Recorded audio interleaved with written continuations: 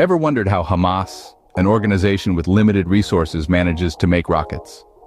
Rocket making is a complex process that requires precise engineering and specific materials. Despite the scarcity of resources, Hamas has been known to construct rockets using a combination of smuggled and homemade components.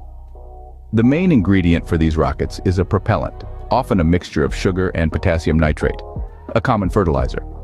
This propellant is packed into a metal pipe which forms the body of the rocket. The pipe is then sealed off with a simple yet effective ignition system at one end and a crude guidance system at the other, typically consisting of a set of stabilizing fins. Interestingly, the metal pipes used in the creation of these rockets can vary greatly, from plumbing pipes to old car parts, demonstrating a level of resourcefulness. To increase the rocket's range and payload capacity, additional sections can be added. Each section or stage has its own propellant and ignition system. When one stage burns out, it falls away and the next stage ignites.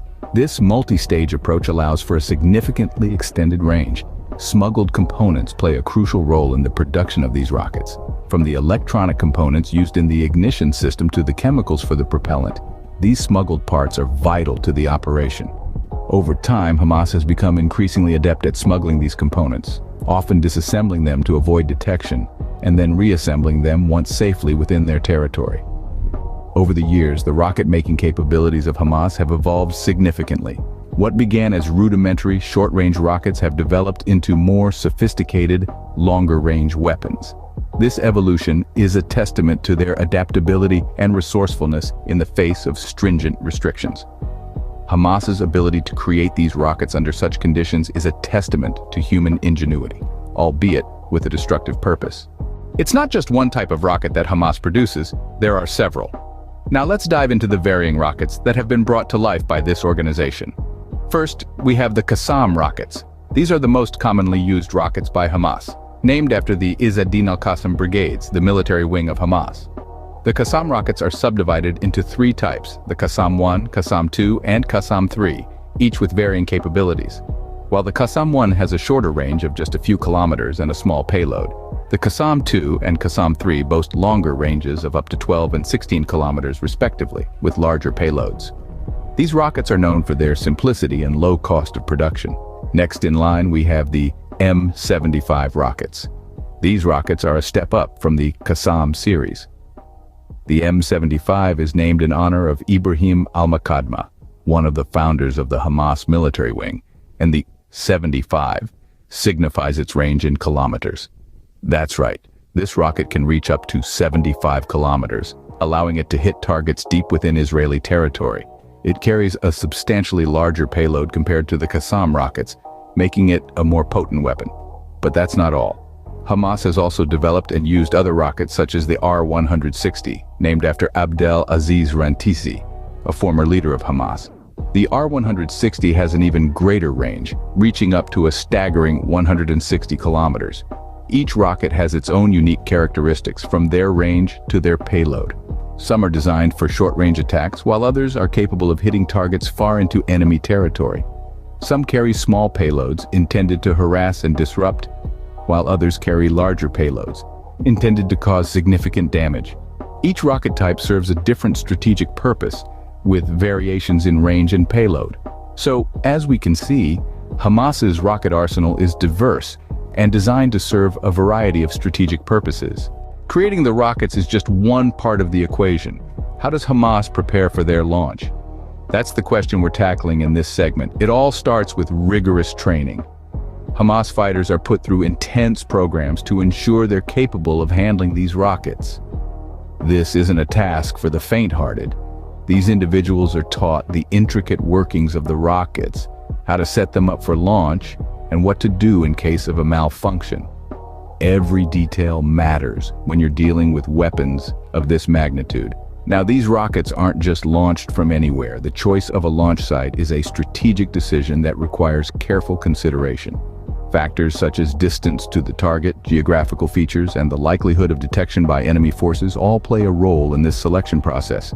These launch sites are often concealed or mobile to prevent detection and destruction by the enemy. This means that the fighters must also be trained in covert operations, moving quickly and discreetly to set up and launch rockets before fading back into the shadows. The launch process itself is a precision task involving the alignment of the rocket, the calculation of the trajectory, and the timing of the launch.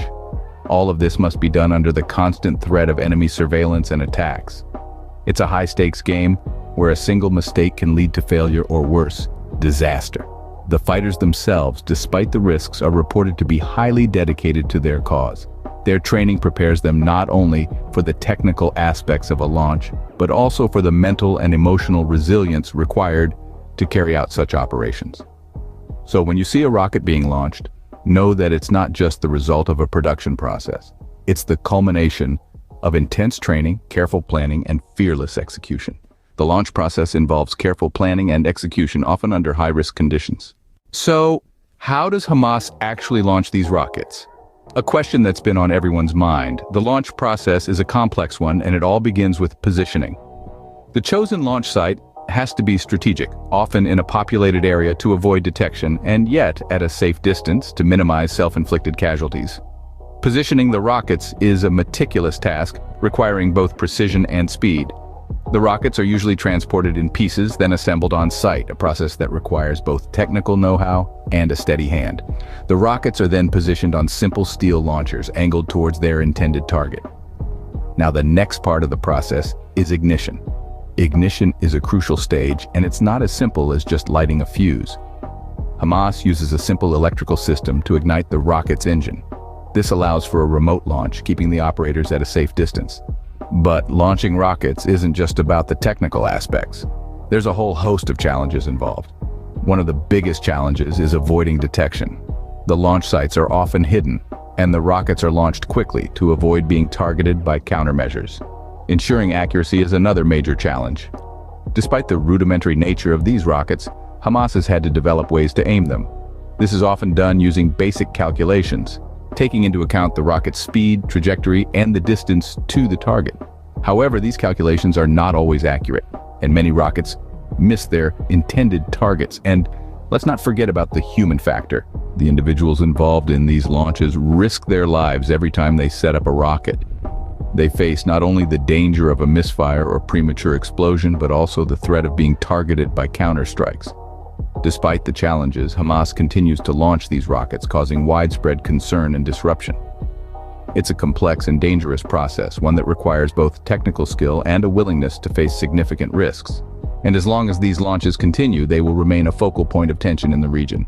To sum it all up, we've traversed the journey of a Hamas rocket from creation to launch. We've learned about the ingenuity and resourcefulness involved in the making of these rockets, often under challenging conditions. From a variety of materials and components, something as complex as a rocket is born. We've also delved into the different rocket types, each with its own unique characteristics and capabilities. We've seen the extensive training and preparation that goes into a launch. It's not merely about firing a rocket, it requires precise calculations, timing, and coordination. Finally, we've observed the launch itself, a culmination of all the preceding steps. Understanding this process helps us comprehend the ongoing conflict in a deeper way. We invite you to share your thoughts and continue exploring our channel for more insights into military technologies and their impact.